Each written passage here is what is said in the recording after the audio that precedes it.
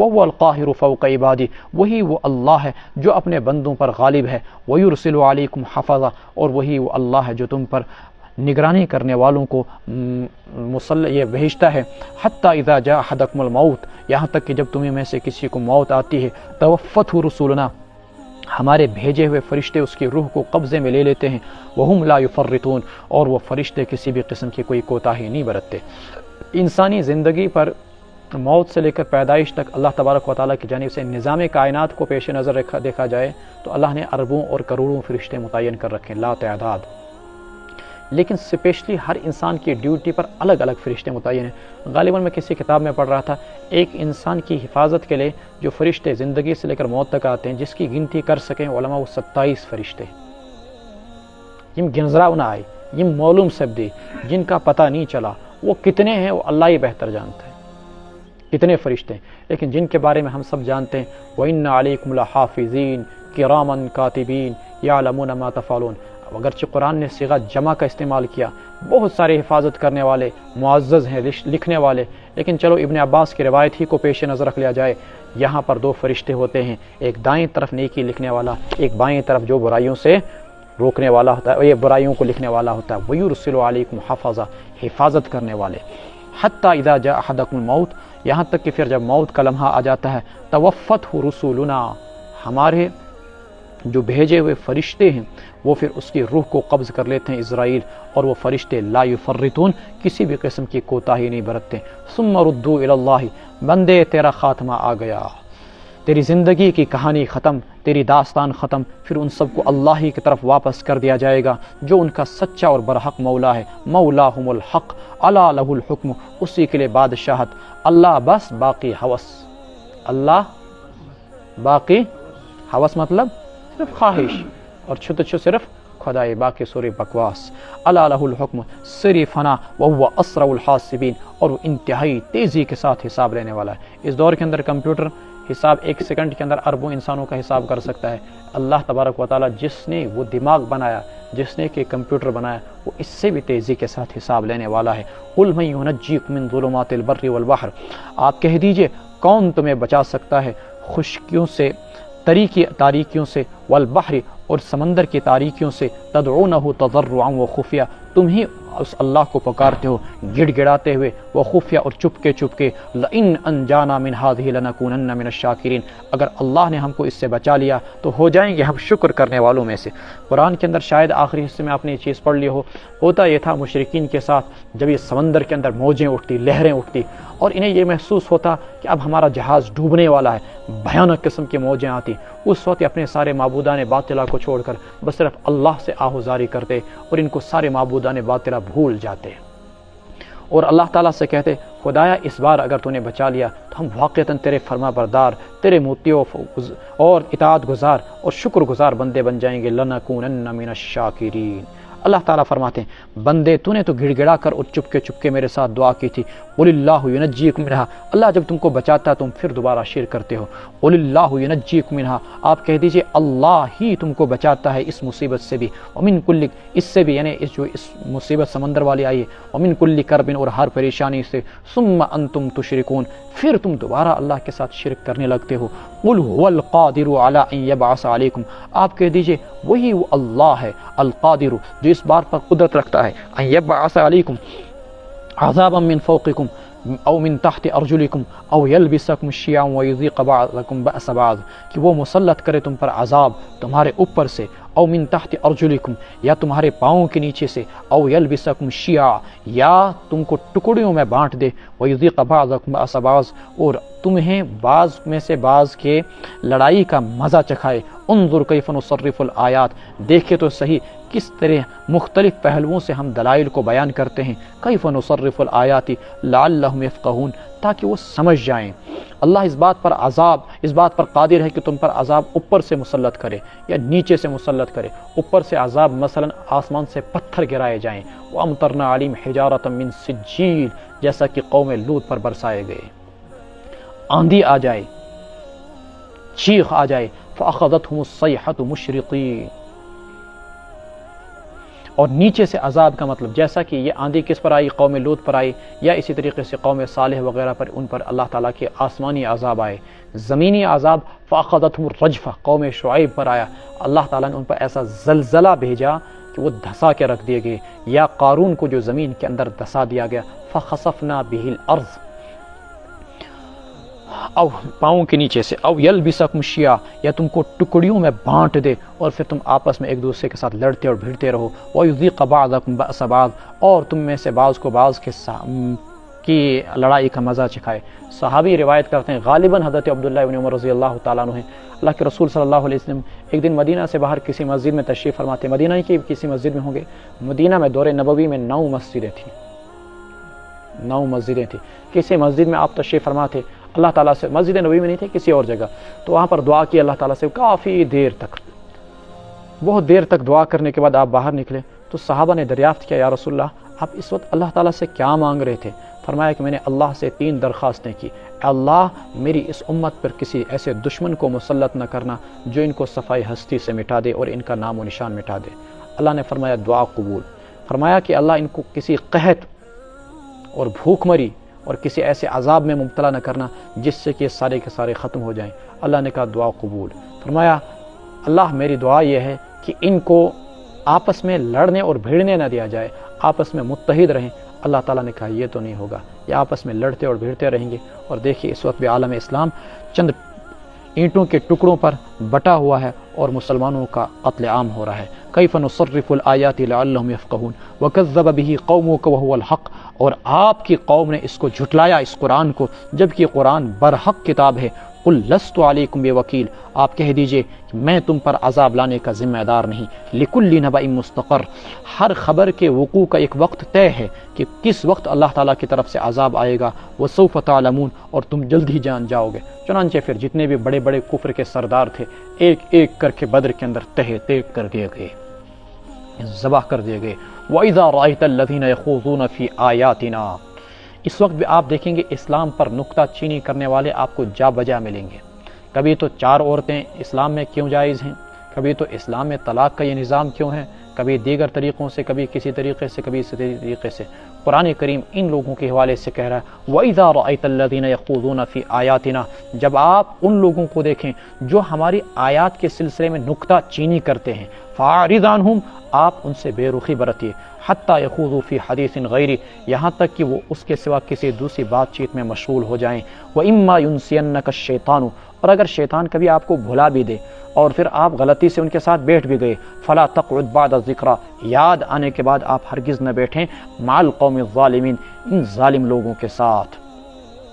وَمَا عَلَى الَّذِينَ يَتَّقُونَ مِنْ حِسَابِهِمْ مِنْ شَيْءٍ وَلَكِنْ ذِكْرَى لَعَلَّهُمْ يَتَّقُونَ، جو لوگ گناہوں سے بچتے ہیں، جو لوگ گناہوں سے بچتے ہیں، ما علی الذین یتقون، ان پر ان قرآن پر نکتہ چینی کرنے والوں کی کوئی ذمہ داری نہیں ہے۔ ما علی الذین یتقون من حسابہ من شیء ولکن ذکرى، ان کا کام کیا ہے؟ فرماتے ہیں جو گناہوں سے بچنے والے ہیں اور شرک سے بچنے والے، ان کا کام ہے ذکرى، ان کو سمجھانا، لعلہم یتقون، تاکہ وہ اجتناب کریں اس نکتہ چینی سے اور اللہ تبارک و تعالیٰ اور دین اسلام پر طنز کرنے سے۔ میڈیا چینلوں کو اٹھا کر دیکھ لیجئے، سوشل میڈیا پر کچھ غالی قسم کے تشدد پسند لوگوں کو دیکھ لیجئے، غیر مسلموں کو، اور اسی طریقے سے اہل کتاب کو یا ہنود کو، مشرکین کو دیکھ لیجئے کہ وہ کس طریقے سے اسلام پر جا بجا اعتراضات کرتے ہیں۔ قرآن کہتا ہے کرن کیا، فرماتے ہیں کہ ان لوگوں کو چھوڑ دیجئے، لگے رہیں، آپ کتنے لوگوں کے منہ میں لگام ڈالیں گے، ان کو ان کے کام میں لگے رہنے دیجئے، آپ ان کے ساتھ اٹھے بیٹھے نہیں۔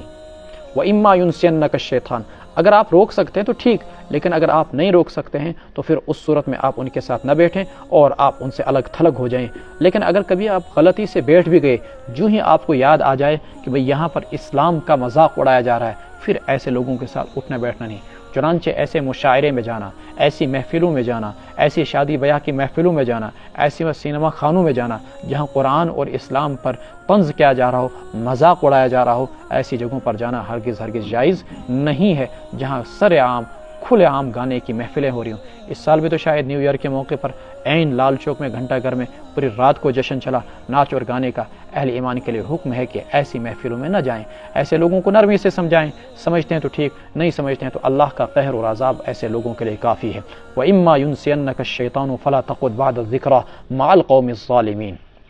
نہ بیٹھیں آپ ان ظالم لوگوں کے ساتھ۔ وَذَرِ الَّذِينَ اتَّخَذُوا دِينَهُمْ لَعِبًا وَلَهْوًا، چھوڑ دیجئے آپ ان لوگوں کو جنہوں نے اپنے دین کو کھلواڑ بنایا، مذاق بنایا، وَغَرَّتْهُمُ الْحَيَاةُ الدُّنْيَا، اور ان کو دنیوی زندگی نے دھوکے میں ڈالا، وَذَكِّرْ بِهِ، اور آپ انہیں اس قرآن کے ذریعے سے نصیحت کیجئے، ان تبصل نفس بما کسبت، کہیں پھنس نہ جائے کوئی انسان بما کسبت، اپنے کرتوتوں کی وجہ سے، لیس لہا من دون اللہ ولی ولا شفیع، نہیں ہے ان کے لیے اللہ کو چھوڑ کر کوئی دوست اور نہیں کوئی سفارشی، وَإِن تَعْدِلْ كُلَّ عَدْلٍ لَا يُؤْخَذْ مِنْهَا، اور اگر وہ فدیہ بھی دینا چاہے مکمل طور پر، لا یؤخذ منها، سب کچھ بطور فدیہ دینا چاہے تو اس کا فدیہ نہیں لیا جائے گا۔ اولئک الذین ابصروا بما کسبوا، یہ وہی لوگ ہیں جو پکڑ لیے جائیں گے اپنے کرتوتوں کی وجہ سے، ابصروا، اپنے کرتوتوں کی وجہ سے پکڑ لیے جائیں گے، ابصروا پکڑ لیے جائیں گے، لہم شراب من حمیم، ان کے لیے پینے کا پانی ہوگا کھولتا ہوا، وعذاب علیم، اور دردناک عذاب ہوگا، بما کانوا یکفرون، اس وجہ سے کہ وہ اللہ کی آیات کا انکار کیا کرتے تھے۔ تو اب قرآن نے فرمایا کہ یہ جو لوگ ہیں نا،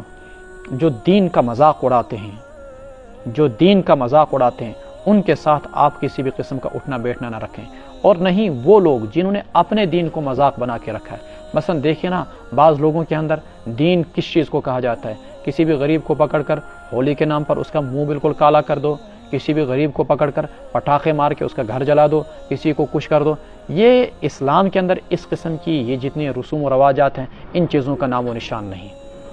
ذَرِ الَّذِينَ اتَّخَذُوا دِينَهُمْ لَعِبًا وَلَهْوًا وَغَرَّتْهُمُ الْحَيَاةُ الدُّنْيَا، کس چیز نے ان کو دھوکہ میں رکھا؟ دنیاوی زندگی میں۔ ذکر بھی ان تبصل نفس بما کسبت، اس قرآن کے ذریعے سے ان کو سمجھائے، ان تبصل نفس بما کسبت، کہ کوئی انسان پکڑ لیا جائے، پھنس جائے اپنے کرتوتوں کی وجہ سے، اور پھر اللہ کے یہاں نہ تو اس کا کوئی دوست ہو اور نہ سفارشی، اگر وہ فدیہ دے کر بھی اپنے آپ کو چھڑانا چاہیں تو نہ بچا پائیں اپنے آپ کو قیامت کے دن اللہ کے عذاب سے۔ یہی ہیں لوگ جو کل قیامت کے دن اپنے اعمالوں کی وجہ سے پکڑ لے جائیں گے، ان کے لیے کھولتا ہوا پانی ہوگا اور دردناک عذاب ہوگا۔ آگے اللہ تعالیٰ ایک مثال دے کے سمجھا رہے ہیں۔ مثال کیا؟ مثال یہ دی کہ کبھی ایسا ہو جاتا ہے ایک انسان کو جن آ جاتا ہے،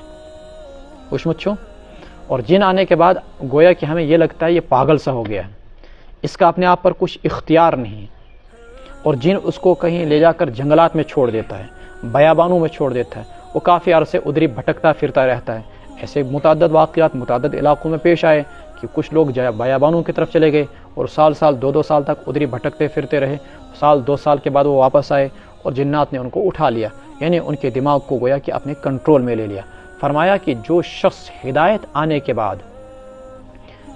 دین کی سمجھ آنے کے بعد،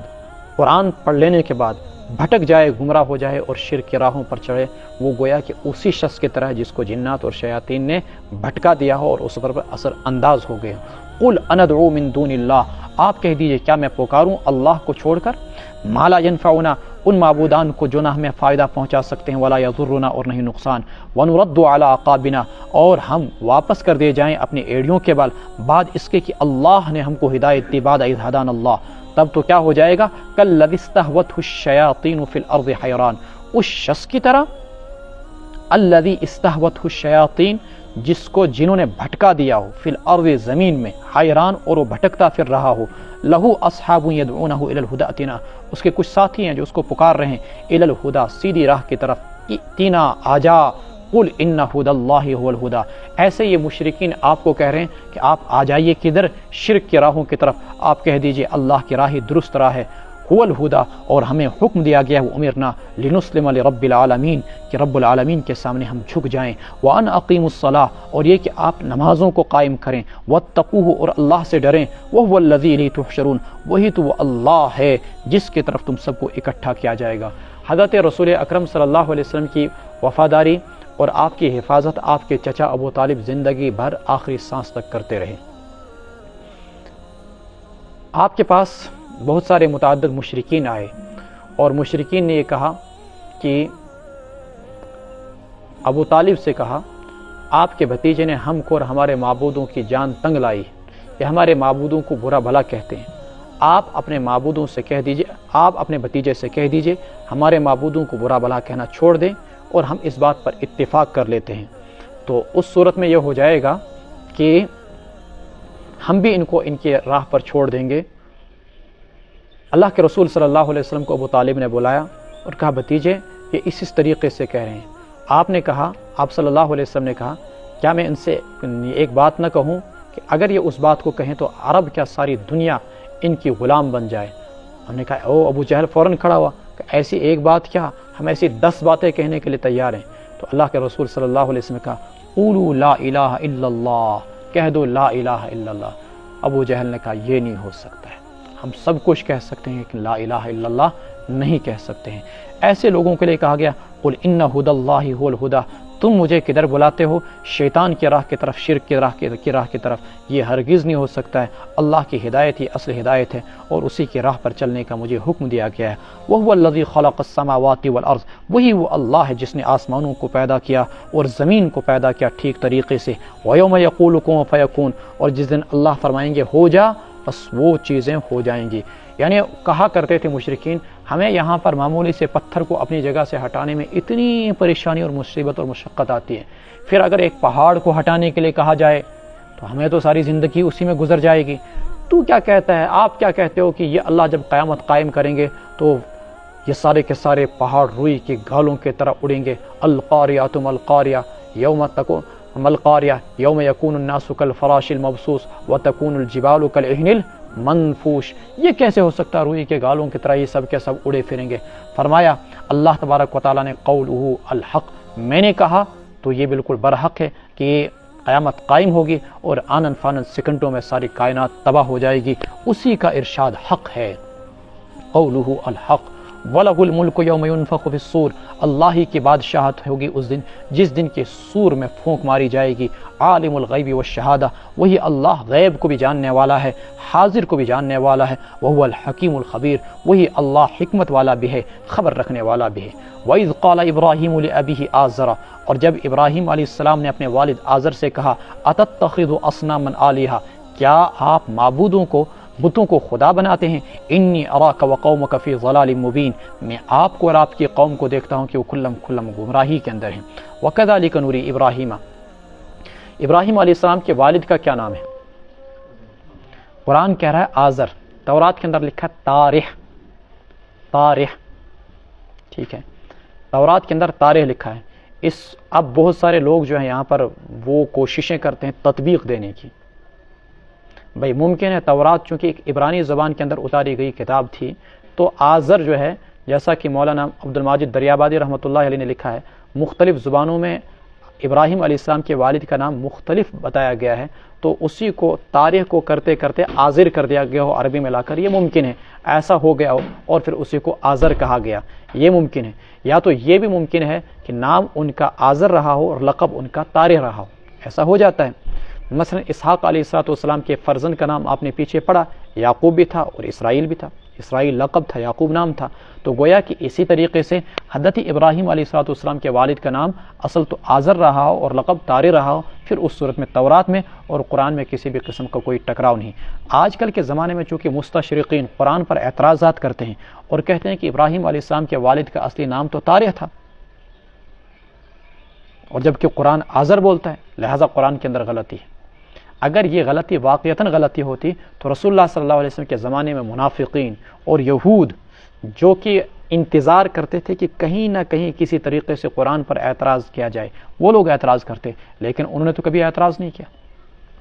اس لیے اس میں کوئی شک و شبہ نہیں ہے کہ یہ وعید نہیں ہے کہ ابراہیم علیہ السلام کے والد کا نام آزر رہا ہو اور لقب طارق رہا ہو۔ اب بعض مفسرین جو یوں لکھ دیتے ہیں کہ نہیں اصل نام تو ان کا جو ہے وہ طارق تھا، لقب یا اسی طریقے سے فلاں فلاں آزر تھا، غلط، صاف بتا دیجئے سینہ ٹھوک کر۔ جب قرآن نے کہا ابراہیم علیہ السلام کے والد کا نام آزر ہے تو آزر ہی ہو سکتا ہے، دیگر کچھ ہو، تمہاری کتابیں محرف ہے، ہم اس کو نہیں مانتے۔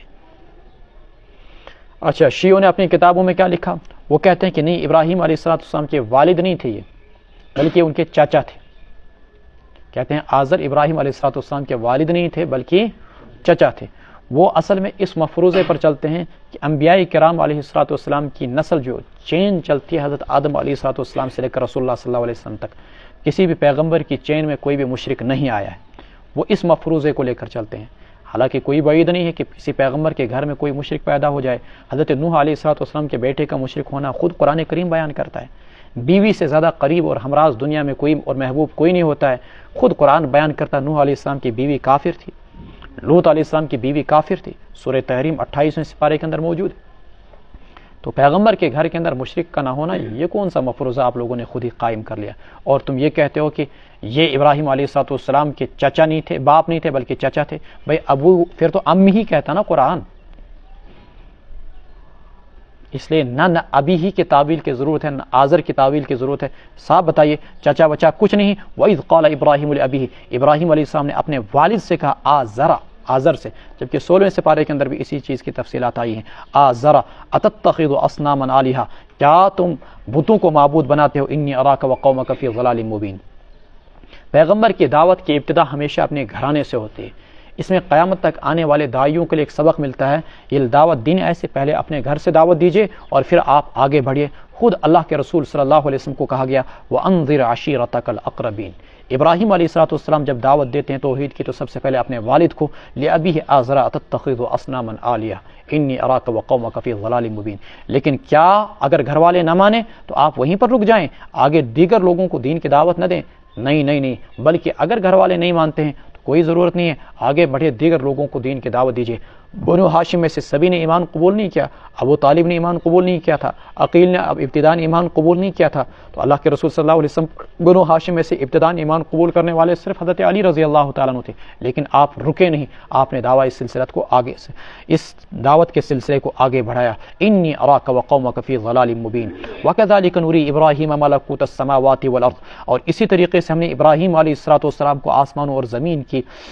نظام حکومت کو دکھلایا، ولیکون من الموقنین، اور تاکہ ہو جائیں وہ یقین رکھنے والوں میں سے۔ فلما جن علیہ اللیل، پس جب ان پر رات چھا گئی، رآ کوکبا، انہوں نے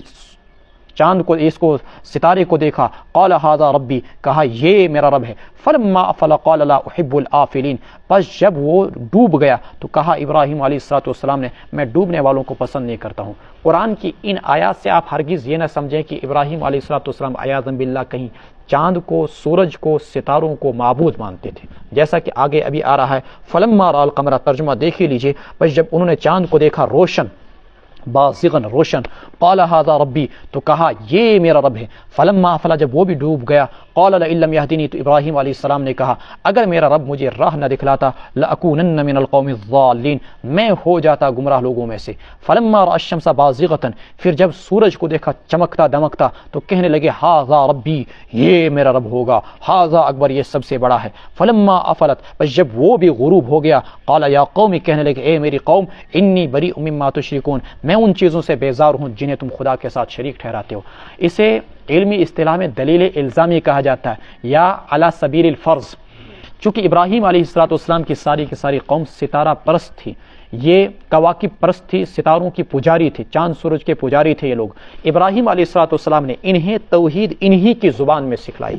فرضی طور پر، گویا کہ 2 منٹ کے لیے ان سے کہا چلو 2 منٹ کے لیے بالفرض میں یہ مان لیتا ہوں کہ ستارہ خدا ہے۔ شام کے ٹائم محفلیں لگی، ابراہیم علیہ السلام بھی بیٹھے ان کی محفل میں، کہا یہ ستارہ میرا خدا ہوگا تمہاری زبان، یعنی تمہارے بقول، ٹھیک ہے میں اس کو خدا مان لیتا ہوں۔ تھوڑی دیر کے بعد جب وہ غروب ہو گیا، کہا یہ تو ڈوب گیا، اور جو ڈوب گیا وہ خدا نہیں ہو سکتا ہے۔ پھر اس کے بعد اگلے دن چاند کو دیکھا، کہا کہ ہاں یہ تو بہت بڑا، یہ میرا خدا ہوگا، چلو تمہارے بقول، بالفرض میں مان لیتا ہوں۔ جب وہ بھی ڈوب گیا، کہا یہ بھی خدا نہیں ہو سکتا ہے۔ تیسری بار پھر سورج کو دیکھا، کہا ھذا ربی ھذا اکبر، یہ سب سے بڑا، یہ تو ضرور خدا ہوگا۔ ان کو انہی کی زبان میں بتایا، فرضی طور پر مان کر کے 2 منٹ کے لیے اگر ان کو خدا تسلیم کر لیا جائے پھر تو یہ ڈوبنے نہیں چاہیے، اور جو ڈوب جائے وہ خدا نہیں ہو سکتا ہے۔ جب چاند بھی ڈوب گیا، سورج بھی ڈوب گیا، پھر کہہ دیا انی بریء مما تشرکون۔ لیکن وہ لوگ نہ ماننے والے تھے، وہ سمجھنے والے نہیں تھے۔ لوط علیہ حضرت ابراہیم علیہ السلام جب نکلے ہیں عراق سے تو ان کے ساتھ صرف 2 افراد تھے، ایک ان کے بھتیجے حضرت لوط علیہ السلام اور ایک ان کی اہلیہ حضرت سارہ علیہ السلام۔ انی بریء مما تشرکون انی وجہت وجہ للذی فطر السماوات والارض، میں نے اپنا رخ پھیر دیا اس اللہ رب العالمین کی طرف جس نے آسمانوں کو پیدا کیا اور زمین کو پیدا کیا، حنیفاً سب سے کٹ کر یکسو ہو کر، وما انا من المشرکین، اور میں نہیں ہوں جھگڑنے والوں میں سے، وحاجہ قوم، اور ان کی قوم نے ان کے ساتھ جھگڑا کیا، جھگڑنے لگی، قالا، تو حضرت ابراہیم علیہ السلام نے کہا، اتحاجونی فی اللہ، کیا تم مجھ سے جھگڑتے ہو اللہ کے بارے میں، وقد ہدانی، جبکہ اللہ نے مجھ کو ہدایت دی، ولا اخاف ما تشرکون بھی، کیا ان دیوی دیوتاؤں سے تم مجھے ڈراتے ہو؟ نہیں ڈرتا میں، ما تشرکون بھی، ان چیزوں سے جنہیں تم خدا کے ساتھ شریک ٹھہراتے ہو، ہاں الا ان یشاء ربی شیئا، میرا رب ہی مجھے کچھ نقصان پہنچانا چاہے تو وہ الگ بات ہے، وسع ربی کل شیء علما، میرے رب کا علم ہر چیز کو محیط ہے، افلا تتذکرون، تم لوگ نصیحت کیوں نہیں حاصل کرتے؟ وکیف اخاف ما اشرکتم، کیوں ڈروں میں ما اشرکتم، ان معبودوں سے جن کو تم خدا کے ساتھ شریک ٹھہراتے ہو، ولا تخافون، حالانکہ تم نہیں ڈرتے، انکم اشرکتم باللہ، اللہ کے ساتھ شریک ٹھہرانے سے، ما لم ينزل بھی، ایسی چیزوں کو جن کے خدائی کی یا جن کے اللہ کے شریک ہونے کی اللہ نے کوئی دلیل نہیں اتاری، ما لم ينزل بھی علیکم سلطانہ، فأی الفریقین احق بالامن، کون سی جماعت اطمینان کی زیادہ حقدار ہے، ان کنتم تعلمون، اگر تم جانتے ہو۔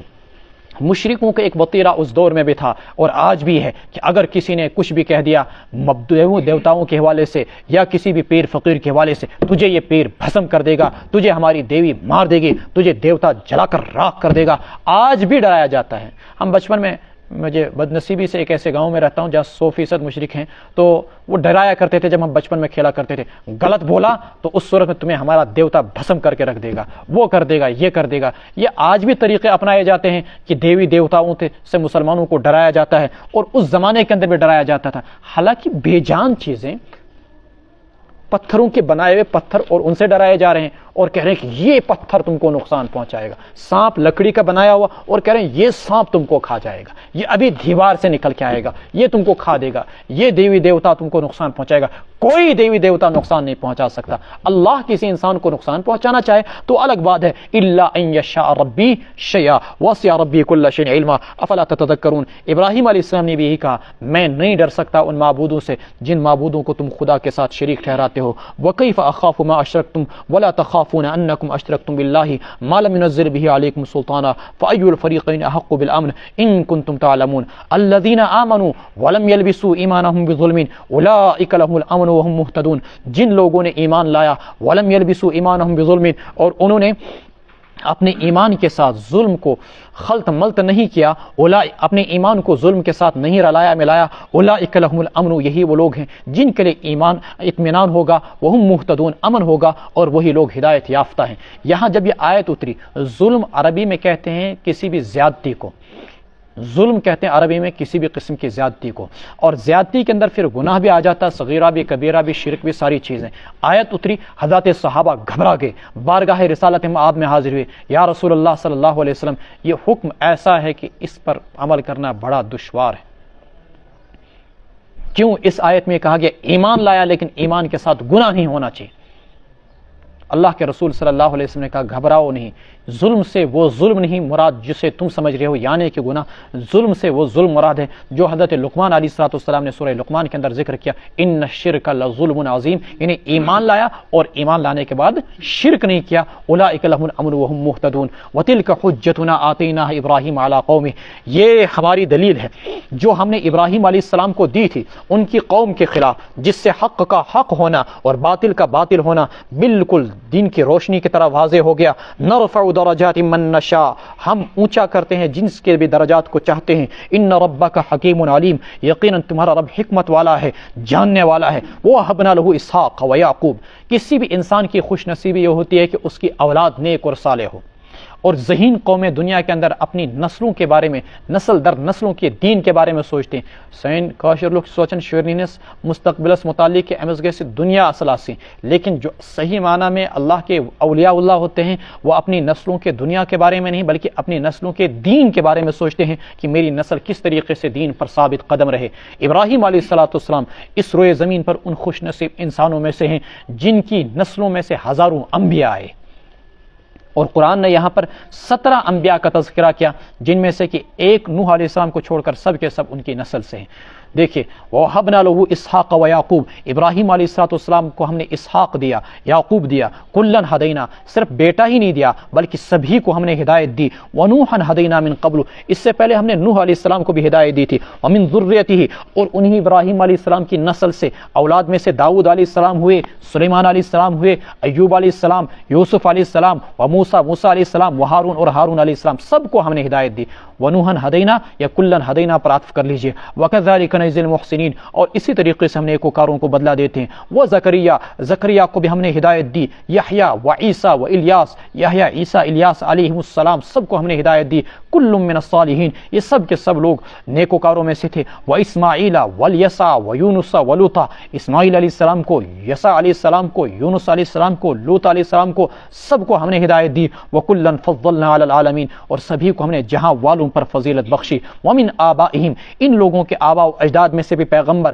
وذریاتہم، ان کی اولاد میں سے بھی پیغمبر، واخوانہم، اور ان کی نسل بھائیوں میں سے بھی پیغمبر، واجتبیناہم وہدیناہم، ہم نے ان کو چن لیا، وہدیناہم، اور ہم نے ان کی رہنمائی کی، الی صراط مستقیم، صراط مستقیم کی طرف، ذالک ھدی اللہ یہدی بہ من یشاء من عبادہ، یہ اللہ کی ہدایت ہے، اللہ جسے چاہتے ہیں اپنے بندوں میں سے ہدایت دیتے ہیں، ولو اشرکوا، اگر یہ سارے کے سارے پیغمبر بھی شرک کریں، لحبط عنہم ما کانوا یعملون، اللہ کے ہاں کوئی معاف نہیں، سارے ضائع ہو جائیں گے ان کے وہ اعمال جو وہ کیا کرتے تھے. یعنی پیغمبرن چھ معاف تو اس کپر کن اس معاف اس ونو یا نبی تل کلم لکھ حکم آزادی یا اس کے جو دستگیر صبح کیفی اشن باقی کہیں سے ضرورت. یہاں پر آپ سوال کریں گے کہ عیسیٰ علیہ السلام کا نام آیا و عیسیٰ، اور انہیں ابراہیم علیہ السلام کی اولاد میں سے شمار کیا گیا، جبکہ عیسیٰ علیہ السلام کا کوئی باپ ہے ہی نہیں، وہ تو اللہ کے کلمہ کن سے حضرت مریم کے بطن سے پیدا ہوئے. مفسرین نے جواب دیا کہ جس طریقے سے سلسلہ باپ کی طرف سے چلتا ہے ایسے ہی سلسلہ ماں کی طرف سے بھی چلتا ہے، ایسے ہی لڑکا دختری سلسلہ بھی چلتا ہے، جس طریقے سے بیٹے کا پسری سلسلہ چلتا ہے، بیٹے کی طرف سے جس طریقے سے سلسلہ نسب چلتا ہے ایسے بیٹی کی طرف سے بھی سلسلہ نسب چلتا ہے. چونکہ حضرت مریم ابراہیم علیہ السلام کے نسل سے تھی، اس لیے حضرت عیسیٰ علیہ السلام کو بھی انہی کی نسل سے شمار کیا گیا. اور حضرت فاطمہ الزہرا رضی اللہ تعالیٰ عنہ کی کوکھ سے جو بچے آگے پیدا ہوئے، مثلا حضرت حسن و حسین علیہ رضی اللہ عنہ، یا اس کے بعد جتنے بھی وہ آئے وہ سب کے سب رسول اللہ صلی اللہ علیہ وسلم کے خانوادے میں شمار کیے جائیں گے، سلسلہ نسب میں شمار کیے جائیں گے. ذالک ھدی اللہ یہدی بہ من یشاء من عبادہ ولو اشرکوا لحبط عنہم ما کانوا یعملون. اولئک الذین، یہ وہ لوگ تھے جن کو ہم نے کتاب دی، والحکم، دانائی دی، قوت فیصلہ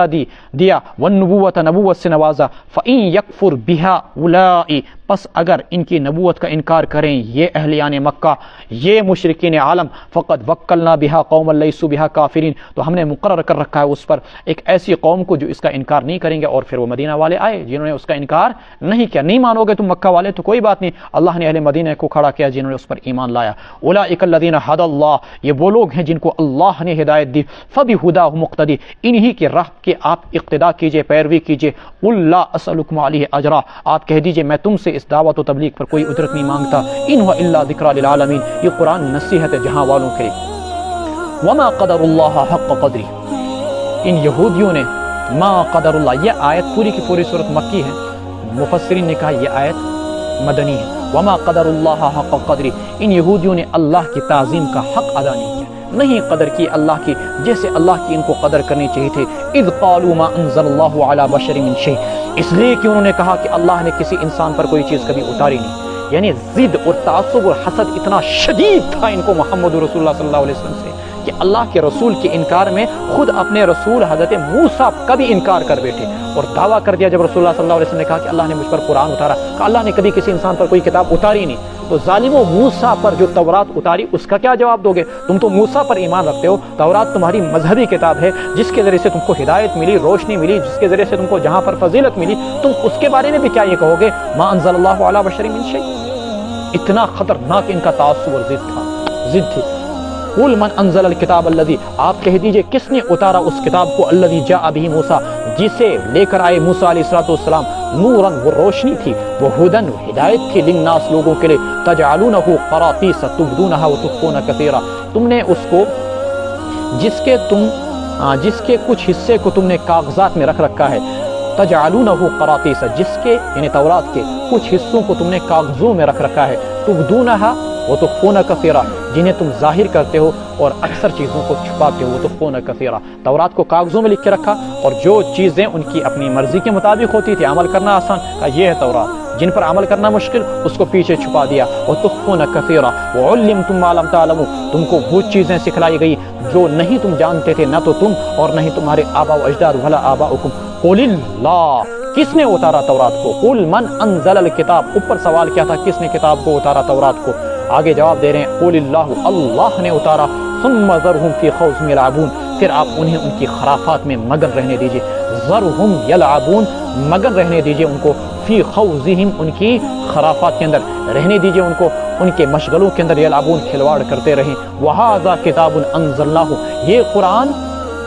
جسے ہم نے اتارا، مبارکن، بابرکت ہے، مصدق الذی، تصدیق کرنے والی ہے یہ قرآن والی یہ قرآن کی کتاب، الذی بین یدیہ، ان کتابوں کی جو اس سے پہلے تھی، ولتنذر ام القری، اور تاکہ آپ ڈرائیں ام القری، بستیوں کی ماں یعنی مکہ والوں کو، ومن حولہ، اور ان لوگوں کو جو کہ اس کے ارد گرد رہتے ہیں، والذین یؤمنون بالآخرۃ، جو لوگ آخرت پر ایمان رکھتے ہیں، یؤمنون بہ، وہ اس پر بھی ایمان رکھتے ہیں، وہم علی صلاتہم یحافظون، اور وہ اپنی نمازوں کی پابندی کرتے ہیں۔ قرآن کریم کے اولین مخاطب ام القری والے تھے۔ ام القری مکہ مکرمہ کو کہتے ہیں، ساری کے ساری بستیوں کی ماں، روئے زمین پر سب سے پہلے آباد ہونے والا شہر اور پہلا گھر، ان اول بیت وضع للناس للذی ببکہ، وہ مکہ مکرمہ ہے۔ اس کو ام القری کیوں کہا گیا ہے؟ آپ جانتے ہیں قطب نما کے اندر ایک سوئی ہوتی ہے، ہمارے یہاں وہ ہمیشہ نارتھ کی طرف رہتی ہے، کچھ مچھو تو قطب نما آپ موبائل کے اندر بھی نکال کے دیکھ لیجئے، وہ ہمیشہ کدھر کی رہے گی؟ سوئی نارتھ کی طرف رہے گی ہمیشہ۔ اور آپ زمین کے چونکہ دو حصے ہیں، ایک ہے قطب شمالی، ایک ہے قطب جنوبی، دو حصے ہیں اس کے اندر، ایک ہے قطب جنوبی اور ایک ہے قطب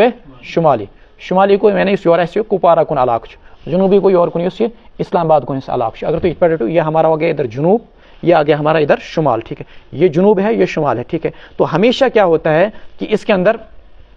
نارتھ کی طرف رہتا ہے، نارتھ کی طرف ہمیشہ شمال کی طرف رہتا ہے، یہ سوئی اس کی رہتی ہے قطب نما کے اندر۔ مکہ مکرمہ کے اندر آپ جب قطب نما کھولیں گے تو اللہ تبارک و تعالیٰ نے، چونکہ زمین کے اندر یہ خط استوا ہے، ایک ادھر شمال کا حصہ ہے، ایک ادھر یہ جنوب، ایک ادھر یہ شمال کا حصہ ہے، ایک ادھر یہ جنوب کا حصہ ہے۔ جب آپ شمال میں جائیں گے، زمین کے اس حصے کے اندر آپ جائیں گے، جنوب کے اندر بالکل اس کونے کے اندر، دنیا کے اس کونے کے اندر جائیں گے، تو وہاں پر آپ کی سوئی جو رہے گی وہ اس طرف رہے گی، ساؤتھ کی طرف، ٹھیک ہے کہ نہیں، نارتھ کی طرف رہے گی۔ اور اسی طریقے سے وہاں پر جائیں گے تو وہاں پر آپ، یعنی اگر آپ جنوب میں جائیں گے تو شمال کی طرف رہے گی، اور اگر آپ شمال میں جائیں گے تو پھر اس صورت میں سوئی جنوب کی طرف رہے گی قطب نما کے اندر۔ اب دیکھیے جب آپ مکہ مکرمہ میں جاتے ہیں تو مکہ مکرمہ میں جانے کے بعد قطب نما کی سوئی نہ نارتھ کی طرف رہے گی، نہ ساؤتھ کی طرف، نہ شمال کی طرف، نہ جنوب کی طرف، وہ بالکل بیچ میں رہے گی اپنی جگہ۔ اسی کو کہا گیا ام القری، ساری کی ساری زمینوں کی ماں، ساری کے ساری بستیوں کی ماں، یعنی گویا کہ یہ جو سوئی یہاں پر برابر اپنی جگہ رہی تو گویا کہ مکہ مکرمہ کو پوری دنیا کا وسط اور بیچ کہا جا سکتا ہے، سینٹر کہا جا سکتا ہے، اس لیے سوئی اپنی جگہ رہی، نہ ادھر گئی نہ ادھر گئی۔ وَلِتُنذِرَ أُمَّ الْقُرَىٰ وَمَنْ حَوْلَهَا وَالَّذِينَ يُؤْمِنُونَ بِالْآخِرَةِ، جو لوگ آخرت پر ایمان رکھتے ہیں، یؤمنون بہ، وہ اس قرآن پر بھی ایمان رکھتے ہیں، وَهُمْ عَلَىٰ صَلَاتِهِمْ يُحَافِظُونَ، اور وہ اپنی نمازوں کی پابندی کرتے ہیں۔ اب ہرگز اس آیت سے یہ نہ سمجھا جائے کہ رسول اللہ صلی اللہ علیہ وسلم کی بعثت کا مقصد صرف اور صرف مکہ والوں تک دین کو پہنچانا تھا۔ کیوں؟ اس لیے کہ آپ نے دوسرے سپارے کے اندر آیت پڑھی، شہر رمضان الذی انزل فیہ القرآن ھدی، یہ ھدی لمکہ نہیں، للناس، یہ قرآن پوری انسانیت کے لیے ہدایت آیا۔ اور آپ 22ویں سپارے کے اندر پڑھ چکے ہیں، کافۃ للناس وما ارسلناک الا کافۃ للناس، نبی بھی عالمین کے لیے بھیجا گیا، وما ارسلناک الا رحمۃ للعالمین، پوری انسانیت کے لیے، بنی نوع انسانیت کے لیے آپ کو پیغمبر بنا کر بھیجا گیا، اور کتاب بھی پوری بنی نوع انسانیت کے لیے بنا کے گئی۔ پھر ام القری کا تذکرہ کیوں آیا؟ اس لیے کہ قرآن کے اولین مخاطب یہی لوگ تھے، ومن حولہا کے ذریعے سے پھر دیگر لوگوں کا بھی تذکرہ آ گیا۔ ومن اظلم ممن افترى علی اللہ کذبا، اس سے بڑا کون ظالم ہوگا جو اللہ پر جھوٹ باندھے، او قال اوحی الی ولم یوحى الیہ شیء، یا یوں کہے کہ میری طرف وحی کی گئی حالانکہ اس کی طرف کوئی بھی وحی نہیں کی گئی۔ ومن قال سانزل مثل ما انزل اللہ، یا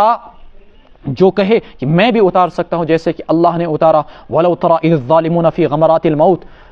اس وقت اگر کاش آپ اس لمحے کو دیکھ لیں جب کہ ظالمین موت کی مدہوشیوں میں ہوں گے، والملائکۃ باسطوا ایدیہم، اور فرشتے اپنے ہاتھوں کو پھیلا رہے ہوں گے، اخرجوا انفسکم، نکالو اپنی جانوں کو، الیوم تجزون، آج تم کو سزا دی جائے گی ذلت آمیز عذاب کی، عذاب الہونی، بما کنتم تقولون علی اللہ غیر الحق، اس وجہ سے کہ تم اللہ کے بارے میں ناحق باتیں کیا کرتے تھے، وکنتم عن آیاتی تستکبرون، اور تم اللہ کی آیات سے تکبر کیا کرتے تھے۔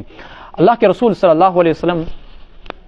پر وحی اتری، اور وحی اتری سورہ مومنون کی 18ویں سپارے کی، اور آپ نے ایک کاتب کو بلایا عبداللہ ابن سرح کو، اور اس کو لکھوانا شروع کیا۔ آیت کون سی تھی؟ اللہ کے رسول صلی اللہ علیہ وسلم پر جو آیات اتری تھی، یہ آیت اتری وَلَقَدْ خَلَقْنَا الْإِنسَانَ مِنْ سُلَالَةٍ مِّن طِينٍ، ہم نے انسان کو مٹی کے خلاصے سے پیدا کیا، ثُمَّ جَعَلْنَاهُ نُطْفَةً فِي قَرَارٍ مَّكِينٍ، پھر ہم نے اس کو نطفہ بنایا اور ایک ٹھہراؤ کی جگہ میں اسے رکھا، ثُمَّ خَلَقْنَا النُّطْفَةَ عَلَقَةً، پھر ہم نے اس نطفے کا علقہ جمع ہوا خون بنایا، فَخَلَقْنَا الْعَلَقَةَ مُضْغَةً، پھر ہم نے اس جمے ہوئے خون کی بوٹی بنائی، فَخَلَقْنَا الْمُضْغَةَ عِظَامًا، پھر اس بوٹی کی گوشت کے ٹکڑے کی ہم نے ہڈیاں بنائی، فَكَسَوْنَا الْعِظَامَ لَحْمًا، پھر ہم نے ان ہڈیوں پر گوشت پہنایا، ثُمَّ أَنشَأْنَاهُ خَلْقًا آخر، پھر ہم نے اس کو ایک دوسری نشو و نما کے اندر، ایک دوسری مخلوق کے اندر پیدا کیا، یعنی تم کو زندہ جاوید انسان بنا کر دنیا کے اندر پیدا کیا۔ جو کاتب عبداللہ ابن سرح یہ وہی لکھوا رہا تھا، اس کی زبان سے بے اختیار نکل گیا اللہ تعالیٰ کے اس کلام کو سن کر فتبارک اللہ احسن الخالقین، کیا ہی بابرکت اللہ کے ذات جو بہترین پیدا کرنے والا، اور وہی بھی یہی تھی فتبارک اللہ احسن الخالقین۔ تو اللہ کے رسول نے اس کو جملہ لکھوا دیا فتبارک اللہ احسن الخالقین۔ اس نے کہا یہ تو میں نے پہلے بول دیا، گویا کہ جیسے میں نے دل کی بات بولی تم نے بھی دل کی بات بولی۔ اللہ کے رسول صلی اللہ علیہ وسلم پر عیاذ باللہ قرآن گھڑنے کا الزام لگا دیا، اور کاتب وہی صحابی مرتد ہو کر مکہ مکرمہ چلا گیا۔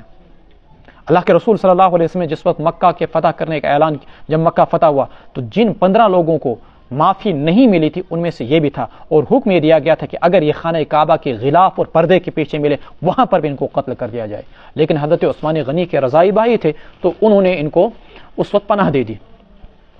جب انہوں نے ان کو پناہ دی تو ان کی جان بچ گئی۔ کہتے ہیں بعض میں انہوں نے ایمان لایا، اور ایمان لانے کے بعد افریقہ کے فتوحات میں انہوں نے حصہ بھی لیا، واللہ عالم، اللہ زیادہ بہتر جانتے ہیں۔ وَلَوْ تَرَى إِذِ الظَّالِمُونَ فِي غَمْرَاتِ، تو وہی کہا او قال اوحیا، یوں کہتا ہے کہ میری طرف وحی کی گئی اور ان کی طرف کچھ بھی وحی نہیں کی۔ ومن قال، یا یوں کہتا ہے کہ سأنزل مثل ما انزل اللہ، جیسے اللہ نے قرآن اتارا ایسا قرآن تو میں بھی اتار سکتا ہوں، یہ کون سا کمال ہے۔ وَلَوْ تَرَى إِذِ الظَّالِمُونَ فِي غَمْرَاتِ الْمَوْتِ وَالْمَلَائِكَةُ بَاسِطُو أَيْدِيهِمْ أَخْرِجُوا أَنفُسَكُمْ وَلَقَدْ جِئْتُمُونَا فُرَادًا، اور آؤ گے، اللہ تعالیٰ کہیں گے کل قیامت کے دن، آئے تم ہمارے پاس فرادا اکیلے، کما خلقناکم اول مرہ، جیسے کہ ہم نے تم کو پہلی بار دنیا میں تنہا پیدا کیا تھا۔ انسان آؤ دنیا ہسمس کنی نیرنتش کنی، جانا بھی اکیلا آئے بھی اکیلے۔ وَتَرَكْتُم مَّا خَوَّلْنَاكُمْ وَرَاءَ ظُهُورِكُمْ، جو کچھ ہم نے تم کو نعمتیں دی تھی تم نے ان نعمتوں کو چھوڑ دیا، وَرَاءَ ظُهُورِكُمْ، اپنی پس پشت، سوری کے مکان کیا دکان کیا، حتیٰ کہ نیل پلو تم تشیتی تراوین، وَرَاءَ ظُهُورِكُمْ کپڑے تک ہی نکال دینے ہیں۔ وَمَا نَرَى مَعَكُمْ شُفَعَاءَكُمُ الَّذِينَ زَعَمْتُمْ، نہیں دیکھ رہے ہیں آج ہم تمہارے ساتھ تمہارے ان شریکوں کو، ان سفارشیوں کو، الَّذِينَ زَعَمْتُمْ، جن کے بارے میں تمہارا یہ خیال تھا، أَنَّهُمْ فِيكُمْ شُرَكَاء، کہ وہ ضرورتوں کی تکمیل میں تمہارے لیے خدا کے شریک ہیں۔ لقد تقطع بینکم، آج تمہارا اور تمہارے معبودوں کا رابطہ ٹوٹ چکا ہے۔ وضل عنکم ما کنتم تزعمون، اور تمہارا ساتھ وہ چھوڑ چکے ہیں وہ جنہیں تم خدا کی خدائی میں شریک گمان کیا کرتے تھے۔ ما کنتم تزعمون ان اللہ فالق الحب والنوا، اس آیت میں انسان کو غور کرنا چاہیے، اور آخرت کی تیاری میں یہ آیت بہت معین و مددگار ہے کہ دولتیں بھی یہی رہ جائیں گی، اولاد بھی یہی رہ جائے گی، کپڑے تک یہیں چھوڑ دینے، جیسے اکیلے آئے ہو میرے بندو ویسے اکیلے تم کو دنیا سے آنا ہے۔ ان اللہ فالق الحب والنوا، اللہ ہی دانے کو پھاڑنے والا ہے، والنوا، اور گٹھلیوں کو پھاڑنے والا ہے، نواتن کی جمع نوا۔ یخرج الحی من المیت، وہی وہ اللہ ہے جو زندہ کو نکالتا ہے مردے سے، ومخرج المیت من الحی، اور نکالتا ہے مردے کو زندہ سے۔ ذالکم اللہ، یہ ہے اللہ، فانا تؤفکون، پھر تم کدھر پلٹے جا رہے ہو۔ فالق الاصباح، وہی وہ اللہ ہے جو صبح کو نکالتا ہے۔ وجعل اللیل السکنا، اسی نے رات کو راحت و سکون کا ذریعہ بنایا۔ والشمس والقمر حسبانا، چاند اور سورج کو حساب کا ذریعہ بنایا۔ ذالک تقدیر العزیز العلیم، یہ اس ذات کا بنایا ہوا نظام ہے، متعین کیا ہوا نظام ہے۔ العزیز العلیم، جو غالب ہے، زبردست ہے، العلیم جاننے والا ہے۔ وہو الذی جعل لکم النجوم، وہی وہ اللہ ہے جس نے ستاروں کو تمہارے لیے بنایا لتہتدوا بہا فی ظلمات البر، تاکہ تم راستوں کو جان سکو ان ستاروں کے ذریعے سے خشکی کی تاریکیوں میں، والبحر اور تری سمندروں کی تاریکیوں میں، قد فصلنا الآیات ہم نے نشانیوں کو کھول کھول کر بیان کیا تفصیل کے ساتھ، لقوم یعلمون ان لوگوں کے لیے کہ جو سمجھتے ہیں، جو جانتے ہیں، وہ الذی وہی وہ اللہ ہے جس نے پیدا کیا تم کو من نفس واحدۃ ایک ہی جان سے، فمستقر و مستودع تو پھر ایک مستقر رہنے کی جگہ ہے، ومستودع اور ایک عارضی رہنے کی جگہ ہے، قد فصلنا الآیات لقوم یفقہون ہم نے تفصیلاً آیات کو بیان کیا ایسے لوگوں کے لیے جو کہ سمجھدار ہیں۔ ان اللہ فالق الحب والنوا، غور کیجئے کھجور کی گٹھلی کے اندر اتنی سخت ہے کہ آپ اس کو توڑ نہیں سکتے، لیکن اللہ ہی تو ہے جب اسے مٹی میں ڈالتے ہیں وہ کھجور کی گٹھلی ٹوٹتی ہے، اور ٹوٹنے کے بعد باضابطہ طور پر اس سے ایک درخت اگ آتا ہے، ایک کلی اگ آتی ہے، پھر اس پر باضابطہ طور پر پھل آتے ہیں، وہ پھل اللہ تبارک و تعالیٰ انسانوں کے دلوں میں لالچ ڈالتے ہیں، پھر انسان اس لالچ کے اندر اس کی تجارت کرتے ہیں، مزدور مزدوری کرتے ہیں، ایکسپورٹر اس کو ایکسپورٹ کرتے ہیں، دکاندار اس کو بیچتے ہیں۔ اللہ کتنے کروڑوں اور لاکھوں اور ہزاروں انسانوں کی محنت سے اس کھجور کے دانے کو افطار کے ٹائم ہمارے منہ میں اندر لا کے ڈالتے ہیں۔ ان اللہ فالق الحب والنوا، یعنی مومن جب بسم اللہ کہتا ہے کھانا کھانے سے پہلے تو اس کو یہ احساس ہونا چاہیے کہ اللہ کے نام سے، کہ اللہ ہی اس بات پر قادر تھا جس نے سمندروں سے ہواؤں کو چلایا، ہزاروں ٹن لاکھوں ٹن ہوائیں، یہ ہواؤں نے ہزاروں ٹن بادلوں کو، پانی کو بھاپ کی شکل میں اٹھایا،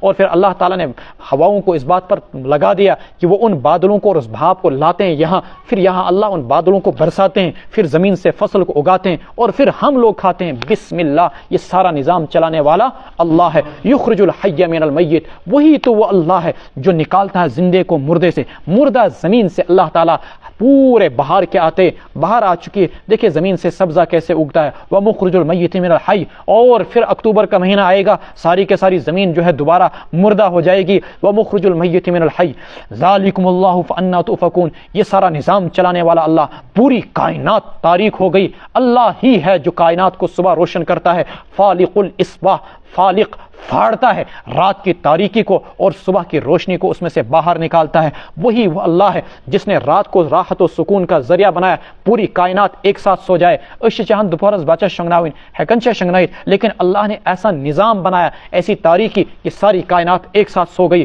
والشمس والقمر حسبانا، چاند اور سورج کے ذریعے سے تم باضابطہ مہینوں کا اور سالوں کا حساب رکھتے ہو۔ ذالک تقدیر العزیز العلیم۔ وہ الذی، ستارے، قطبی ستارہ، فلاں ستارہ، یہ مریخ ہے، زہرہ، یہ عطارد ہے۔ عرب والے جب سمندروں میں سفر کرتے یا صحراؤں میں سفر کرتے، انہیں شمال اور جنوب کی سمتوں کا پتہ انہی ستاروں کے ذریعے سے چلتا۔ جعل لکم النجوم لتہتدوا بہا فی ظلمات البر والبحر وہو الذی انشأکم من نفس واحدہ، ایک انسان آدم علیہ السلام سے تم کو پیدا کیا، فمستقر و مستودع، اب تم دنیا میں رہتے ہو، مستقر کچھ عارضی ٹھکانے ہیں، کچھ مستقل ٹھکانے، مستودع جسے چھوڑ کر جانا ہے۔ وہ کون سا ٹھکانہ ہے؟ علماء نے کہا ماں کا، جب تم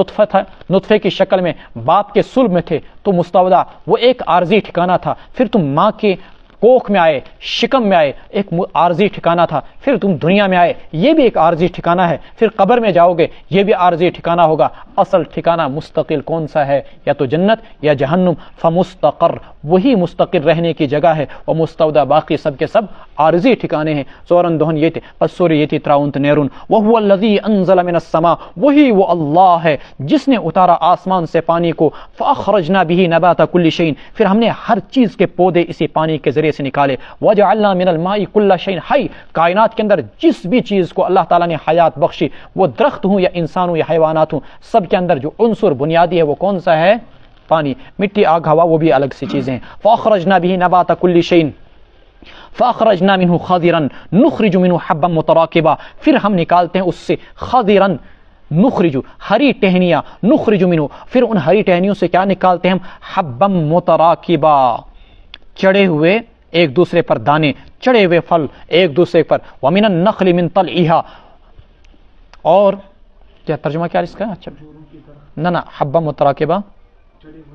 چڑے ہوئے دانے ومن النخل من طلعها قنوان دانیۃ وجنات من عناب اور کھجوروں میں سے من طلعها ان کے گچھوں سے ہم نکالتے ہیں قنوان خوشے دانیۃ لٹکے ہوئے وجنات من عناب اور باغات من عناب کس کے انگور کے والزیتون اور زیتون والرمان اور انار مشتبہا وغیر متشابہ جن میں سے کچھ باہمی ایک دوسرے سے ملتے جلتے ہیں اور کچھ ایک دوسرے سے ملتے جلتے نہیں خضرا نخرج منه حبا متراکبا تو کھجور میں سے اللہ تبارک و تعالی ان کے گچھوں سے کیا نکالتے ہیں قنوان خوشے دانیت لٹکے ہوئے ہیں وجنات اور باغات یہ سارا نظام کس سے چل رہا ہے پانی سے لیکن در حقیقت اس پانی اور زمین سے فصل اگانے والا ان میں مختلف قسم کی مٹھاس رکھنے والا اور کچھ سائز چھوٹے اور بڑے بنانے والا شکلیں اور رنگتیں الگ الگ بنانے والا یہ ساری کے ساری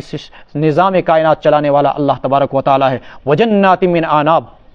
اور باغات من عناب انگور کے والزیتون اور زیتون کے والرمان اور انار کے مشتبہا وغیر متشابہ کچھ پھل ایسے جو ایک دوسرے سے ملتے جلتے ہیں کچھ ایسے جو ایک دوسرے سے ملتے جلتے نہیں یہ سارا نظام بنانے والا کون ہے اللہ انظروا الی ثمرہ دیکھیے تو آپ ان درختوں کے پھلوں کو اذا اثمر جب پھل آتے ہیں وینعہ اور پھر ان کے پکنے کو ان فی ذالکم ان ساری چیزوں میں نشانیاں ہیں لقوم یؤمنون کن لوگوں کے لیے ایسے لوگوں کے لیے جو کہ ایمان رکھنے والے ہیں ہمارے یہاں کھجور کا درخت ہے مثال کے طور پر یا آم کا درخت ہے یا 2 منٹ کے لیے سیب کا درخت مان لیجئے آپ یا اخروٹ کا درخت اس اخروٹ کے درخت یا سیب کے درخت جس کا ذاتی وزن بمشکل 50 کلو 100 کلو ہوگا اس پر یہ 2 کوئنٹل 20 پیٹیاں سیب کہاں سے آتے ہیں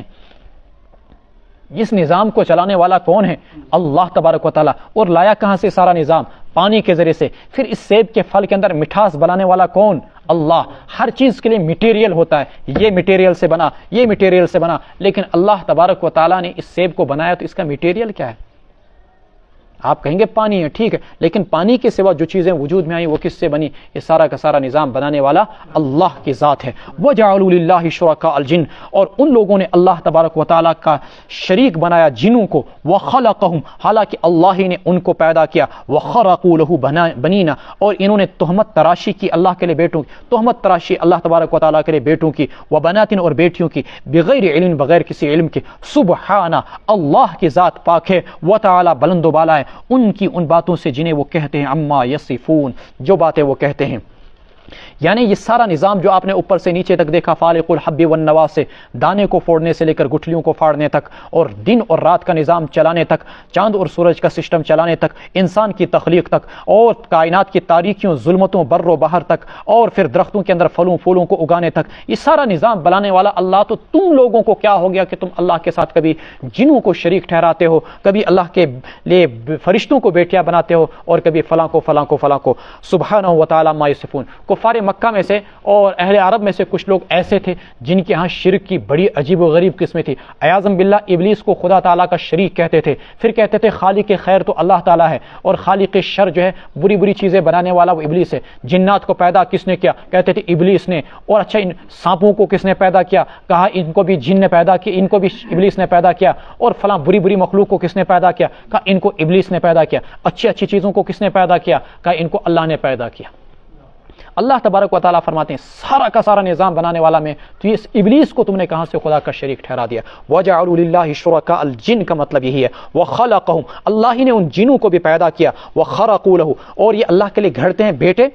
جیسے کہ عیسائیوں نے کہا عیسیٰ علیہ السلام اللہ کا بیٹا وبنات اور مکہ کے لوگوں نے کہا کہ فرشتے اللہ کی بیٹیاں وبنات بغیر علم بدیع السماوات والارض آسمانوں کو وجود میں لانے والا اللہ زمین کو وجود میں لانے والا اللہ انا یکون له ولد ولم تکن له صاحبہ کہاں سے ہوگا اس کا بیٹا جبکہ اس کی کوئی بیوی نہیں او کوڑ مغزو اور دماغ کے بغیر لوگوں وخلق کل شیء اللہ ہی نے ہر چیز کو پیدا کیا وهو بكل شیء علیم اور وہ ہر چیز کو پیدا کرنے والا ہے یعنی اللہ تبارک و تعالیٰ کی کوئی بیوی نہیں تو اولاد کہاں سے آ گئی ذالکم اللہ ربکم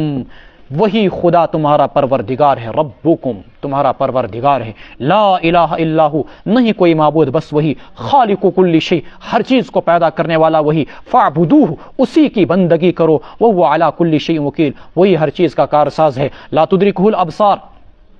نگاہیں اللہ تبارک و تعالیٰ کا ادراک نہیں کر سکتی، دیکھ نہیں سکتی اللہ کو. وہو یدرک الابصار، جبکہ اللہ نگاہوں کو دیکھ لیتا ہے. وہو اللطیف الخبیر، اللہ تبارک و تعالیٰ باریک بھی ہیں اور باریک بھی ہیں اور باخبر بھی ہیں. حضرات صحابہ میں اس بارے میں اختلاف تھا کہ اللہ کے رسول صلی اللہ علیہ وسلم نے شب معراج میں اللہ تعالیٰ کی زیارت کی یا نہیں کی. دو چیزوں پر اتفاق ہے. ایک کہ اس دنیا میں ان نگاہوں سے اللہ تبارک و تعالیٰ کی زیارت ہمارے لیے ممکن نہیں. دوسری اس بات پر بھی اتفاق ہے کہ قیامت کے دن اللہ تبارک و تعالیٰ کی زیارت اور دیدار ہم سب کو ہوگا، یعنی اہل ایمان کو انشاءاللہ. اب اللہ کے رسول صلی اللہ علیہ وسلم کو اللہ تعالیٰ کی زیارت ہوئی تھی شب معراج میں یا نہیں ہوئی تھی؟ اس سلسلے میں حضرت عائشہ رضی اللہ تعالیٰ عنہ، حضرت ابو ہریرہ رضی اللہ تعالیٰ عنہ وغیرہ کا خیال یہ تھا کہ اللہ تبارک و تعالیٰ کی زیارت نہیں ہوئی، اور وہ اسی آیت سے استدلال کرتے تھے لا تدرک الابصار. جبکہ ابن عباس رضی اللہ تعالیٰ عنہ کا نقطۂ نظر یہ تھا کہ باضابطہ طور پر اللہ تبارک و تعالیٰ کی زیارت ہوئی ہے رسول اکرم صلی اللہ علیہ وسلم کو شب معراج کے اندر. ہمارے استاد گرامی حضرت مولانا انظر شاہ صاحب کشمیری رحمۃ اللہ علیہ فرمایا کرتے تھے اللہ کی زیارت ہوئی اور نور ان کا انی اراہو کہا کرتے تھے اللہ کی ذات تو سراپا نور ہے، گویا کہ ان کے دیدار کا منظر ابھی تک میری نگاہوں میں سمایا ہوا ہے.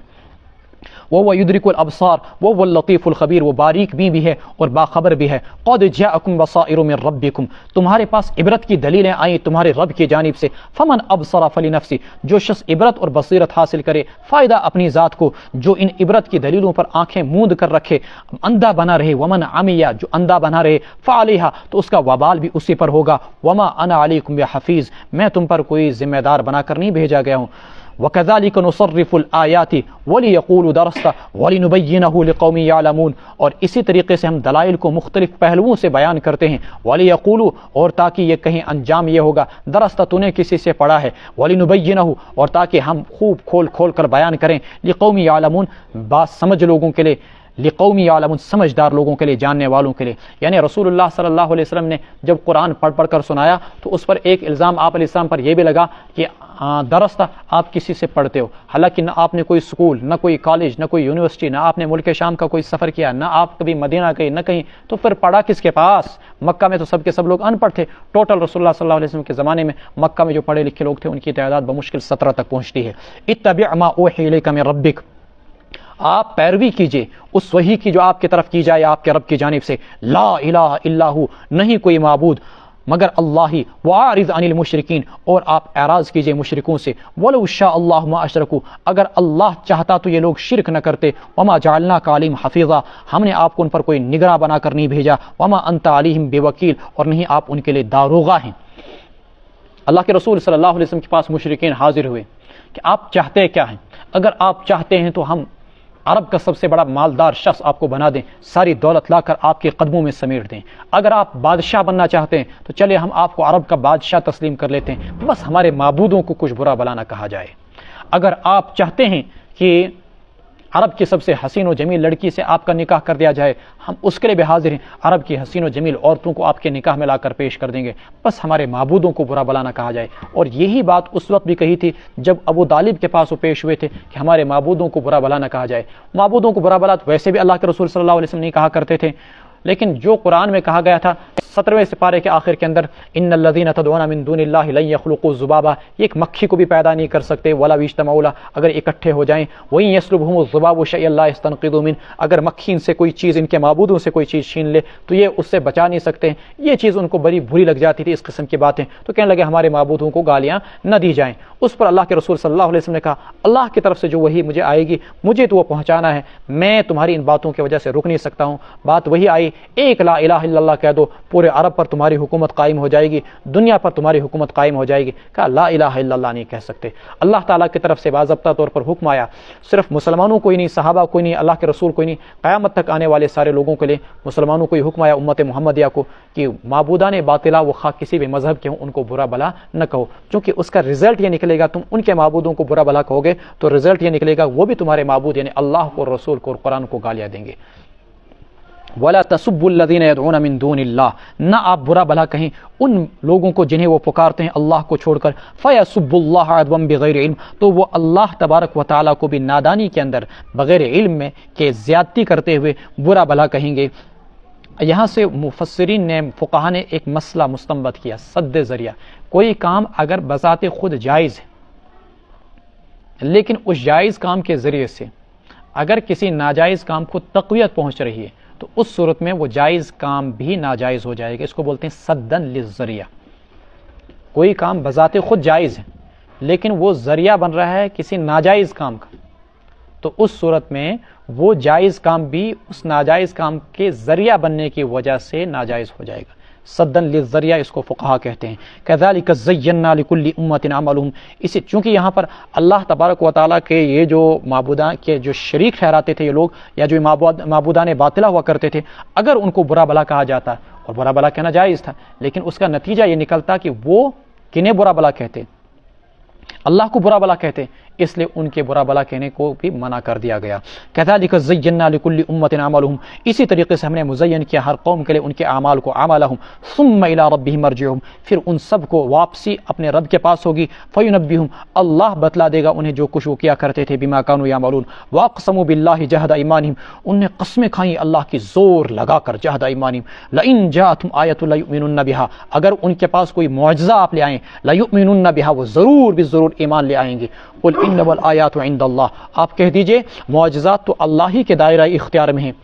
اور اے پیغمبر, اے رسول, وما یشعرکم, آپ کو کیا پتا, انہا اذا جاءت, جب وہ معجزہ آ بھی جائے تو لا یؤمنون, یہ لوگ ایمان نہیں لائیں گے. یعنی معجزات آنے کے باوجود بھی یہ ایمان نہیں لائیں گے, اس لیے اللہ ان کو معجزات نہیں دکھا رہے ہیں, کیونکہ اس صورت میں یہ صفحہ ہستی سے مٹا دیے جائیں گے معجزات آنے کے بعد بھی اگر یہ ایمان نہ لائیں. وَنُقَلِّبُ أَفْئِدَتَهُمْ وَأَبْصَارَهُمْ, ہم ان کے دلوں کو پھیر دیں گے اور ان کی نگاہوں کو پھیر دیں گے. كَمَا لَمْ يُؤْمِنُوا بِهِ أَوَّلَ مَرَّةٍ, جیسا کہ انہوں نے پہلی بار اس قرآن پر ایمان نہیں لایا تھا. وَنَذَرُهُمْ فِي طُغْيَانِهِمْ, ہم انہیں چھوڑے رکھیں گے, انہیں ان کی سرکشی میں, یامہون, کہ وہ بھٹکتے پھریں گے, ہم انہیں ان کی سرکشی میں بھٹکتے پھرنے کے لیے چھوڑ دیں گے. اللہ رب العزت دلوں کی سختی سے بچائے. اللہ تعالیٰ غوایت بعد الہدایہ سے بچائے, ہدایت کے بعد جو انسان گمراہ ہو جاتا اللہ تعالیٰ اس سے بچائے, اور ڈرتے رہنا چاہیے اللہ تعالیٰ سے. اللہ تعالیٰ ہم سب کو اعمال صالحہ کی توفیق عطا فرمائے, قرآن کا فہم عطا فرمائے.